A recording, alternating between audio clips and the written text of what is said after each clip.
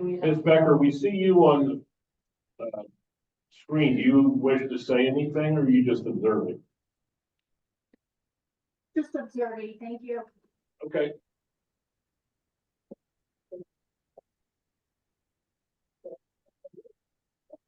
Yep. All right. The minutes, did we get it? Everybody read through the minutes and agreement? Everybody in agreement to add? Motion to approve? I'll make the motion. 1 second. I'll second. All those in favor to add? Aye. All right. Okay. I can went through all these real quick. There's nothing to report on the policy authority for just minutes.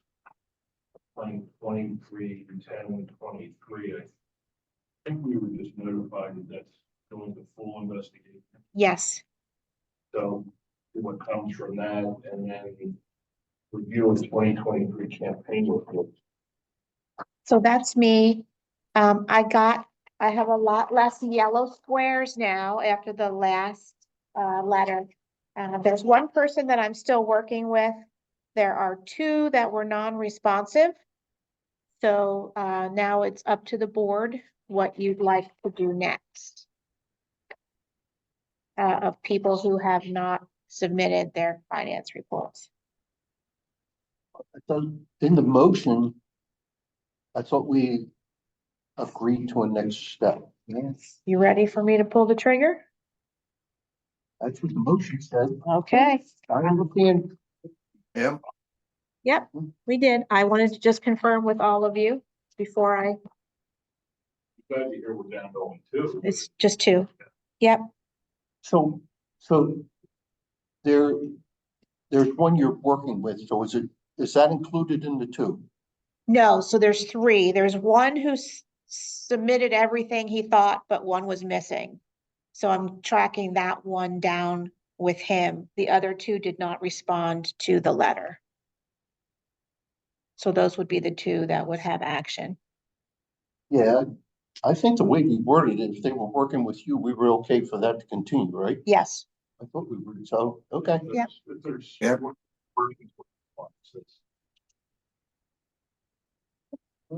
I say we follow the motion. Okay, we're moving on to new business. So I'm contacted by the investigating officer. The code of ethics provides that. So the first thing that Jim does is when there's a complaint referred to him is he determines whether or not the complaint falls within the jurisdiction. And I can tell you historically over the years, there have been numerous complaints filed that raise issues that are not ethical in nature, but they may be a charter board issue or they may not, necessarily fall under anything existing with the city. So the first thing Jim does is determine jurisdiction. If he determines there's jurisdiction, then he initiates what is referred to in the code of ethics as a preliminary investigation. And the code requires him at the outset of the preliminary investigation to notify both the complainant and the subject of the investigation of the filing of the complaint, the nature of the complaint, and the fact that he's initiating a preliminary investigation. The code is silent as to whether at that stage, the initiation of the preliminary investigation stage, whether he's authorized under the code to provide the subject of the complaint with a copy of the complaint with the identity of the complainant redacted or hidden. And then the second question he raised is, if he completes the preliminary investigation and feels that there is cause to proceed to the full investigation, then he's required to provide the subject of the complaint with the identity of the complainant. But again, at that stage, the code is silent as to whether he is allowed or permitted to give the subject of the complaint a copy of the complaint. So I treated his letter to me in this regard as a request for an advisory opinion. And I wrote, well, it's in your packet, advisory opinion 2024-1, which the way I wrote it up is that since the code at the initiation of the preliminary investigation allows the investigating officer to notify the subject of the complaint of the nature of the complaint, to me, the terminology nature would indicate that providing a redacted copy of the complaint with the identity of the complainant removed would be equivalent to providing the subject of the complaint with the nature of the complaint that's being investigated. And then I also conclude that at the end of the or at the beginning of the full investigation stage, he would be able to provide the subject of the complaint with an unredacted copy of the complaint. Since at that point, the subject of the complaint would have a redacted copy of the complaint, he's required to notify the subject at the initiation of the full investigation of the identity of the complaint, and giving the subject of the complaint a complete unredacted copy of the complaint. All you're really disclosing further at that point in time is the identity of who filed the complaint. So I conclude is that number one, this was on page 2 of the opinion, that the investigating officer shall provide the subject of the complaint with a redacted copy of the complaint at the initiation of the preliminary investigation stage. And then number 2, at the end of the preliminary investigation stage, in the beginning of the full investigation stage, the investigating officer shall provide the subject of the complaint with an unredacted copy of the complaint. I think that interpretation is consistent with the code.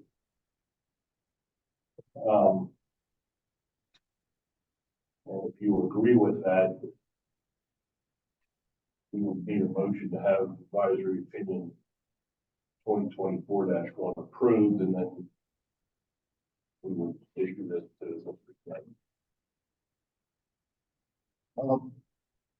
May I ask a question? So I'm trying to keep up with it here because it's new to me. So at step 1, the person that is I'll call it the recipient of the complaint, gets notified that there's a complaint, but not who issued it. Correct. And the subject is also told the nature of it. Yep, the nature. And your description here then is how will the redacted copy would be that how we present the nature. Okay. Should number 1 include with the word redacted, assuring that the complainant's name, I mean, okay, I thought redacted wasn't just name, but redacted could be other parts. Well, yes, that's true. So I'm wondering if we need to define redacted a little bit. On the top of page 2, Ralph, I read first, it says the identity of the complainant will be redacted from the copy of the complaint at this point. So I think I addressed that question. It does. Okay. Okay. I'm sorry. I wasn't keeping up with you. I was trying up there with a lot of redacted, so redacted. Motion? Anybody else have questions? No, I read through it, and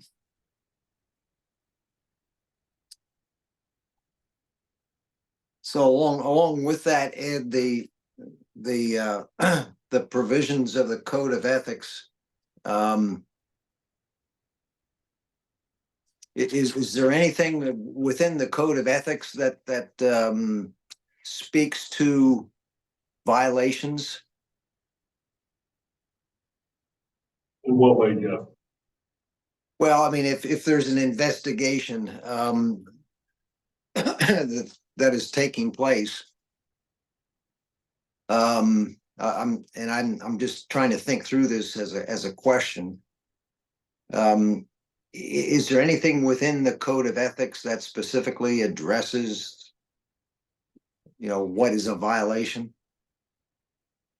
You mean an ethical violation? Right, Yes, there's a whole section yeah, called okay, defined as prohibited behaviors. yeah, okay. I thought that it did, but I don't have it in front of me. As I thought about this, I thought, well, the code talks about providing, at the preliminary investigation stage, of providing the subject of the complaint with the nature of the complaint. So you could describe the nature of the complaint in a few words, few sentences, probably in much less detail than might be contained in the actual complaint form itself. And, in this day and age with social media, the risk is the complaint will show up on some website. Now, I do say, sort of address that concern, is that the complainant and the subject of the complaint should be notified of the confidentiality provisions of the code of ethics, because disclosure by either one of the complaint would be in and of itself a violation of the code of ethics. Everybody's supposed to keep it confidential. No guarantee is going to, Was that in here? yes, it's very end on the bottom of page 2 and top of page 3. I write, the investigating officer is reminded that the complainant and the subject of the complaint shall be notified of the confidentiality provisions of the code of ethics and the obligation of the complainant and the subject of the complaint to keep the matters concerning the filing and investigation of the complaint confidential.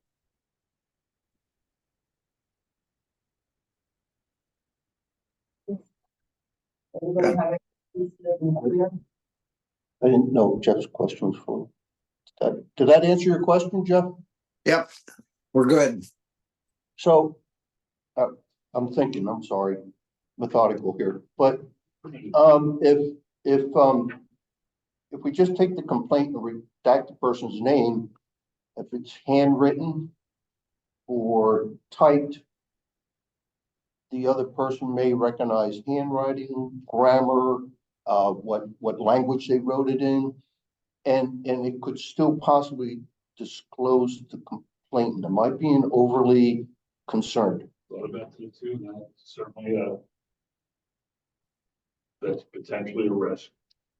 Because I know I write with my Dutch here. Not a poor speller, I'm a creative speller. I like that. Instead of redacting, should we have it? I hate to say this, but retyped or something like that. So that You don't even see them. So I see them only cursory because I get them out of the post office box and then I scan them to Jim so he can start them right away. And then they go right back in the envelope and go in the US mail. I would say it's a mix. Some people type them, some people, because it's a pre-made form, they just fill in the form rather than, because there's really no typewriters that you can roll it into anymore. based on this discussion, I'm a little reluctant on just redacting a person's name off of it. Because someone could recognize it and then it could then we could possibly not have done our job to protect the complainant until step 2. But I'd like to have suggested solutions to a concern, and I don't have one off the top of my head at the moment. Well, there's a risk even disclosing this code. Clearly, even disclosing the nature of the complaint, there is a risk that the subject is gonna figure out who filed. Mhm. Understood. I mean, if it says, if it comes in and as Shirley says, she doesn't really see it, but she just scans it through, so based on what Ralph is saying, it goes to another place. It goes to Jim, who requested this opinion, the investigative But it would have to be officer, His office that would, check if it was to be typed, right? correct? Probably one way they can do it, Ralph, would be to, if it's handwritten, they could provide a typewritten, essentially a transcript of the handwritten complaint. Mhm. Yeah. That raises my comfort level. Protect the complainant until we find out if it's a legitimate complaint or not. Anybody Yeah, else? I hear what you're saying. I would agree with that. If that's something that Jim's office could do, is that correct? Oh, yeah, assuming the handwriting is legible enough, they prepare a, a transcript of it and provide the typewritten transcript in lieu of the handwritten complaint. And I can add that into this. I would be more comfortable if that was added in. I would agree with that.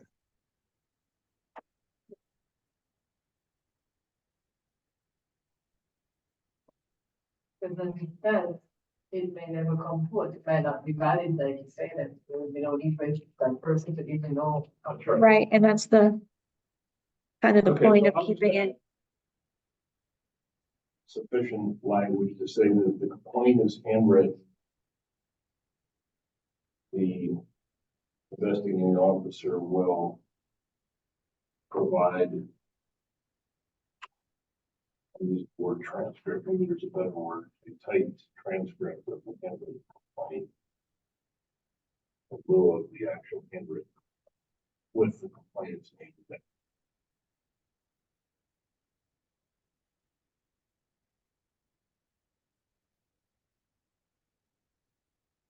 Yeah, I would agree with that. So what I would suggest is, uh, a motion be made to approve the advisory opinion as written. With that change made, we could circulate the final, once I make the change, we can circulate the final version for everybody's review, just to make sure you're comfortable with what I put in. That way we wouldn't have to have another meeting to come back to approve this opinion. Or if you don't like that idea, we can come back. We other stuff. Well, I like can do out today. Yeah, just, or we could be all virtual, everybody, I did that with a meeting a few nights ago, we needed one thing done and it took us 5 minutes, everybody got online, we did that one thing and then we were done. I would suggest you just vote to approve it tonight with that change to be made, and then we'll review it, with everybody can review it. So once it's a valid, shown as valid, that's when the complaint is released. Once it's a valid, shown that. The identity of the complainant is revealed when it goes to a full investigation. And presumably, it's only going to go to a full investigation. It's a preliminary investigation has shown that there's smoke where the fire where the smoke is. Not that it's necessarily conclusive, but it's been validated more so at that point that there may be an actual violation of code of ethics. Everyone in agreement? So we would need a motion. I'll move if that's okay with you, Jeff. Second, Yep, second. all in favor? Aye. I And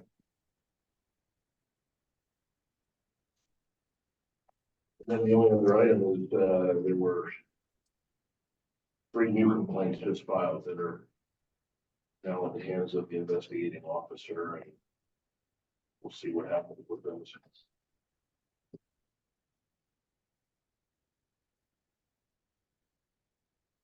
for our next meeting, they, determine as needed. Yes, unless there's a need that we know of now. No resumes. Resumes. I thought you just said something about resumes. No? Oh, no, unless there's a reason why we need to schedule it now. I'm sorry. I'm We'll sorry. try to enunciate. Echo and my hearing aids don't always work well in rooms like this. Understood. Okay. Yes, I agree with you. There isn't anything else, Motion to adjourn. Second.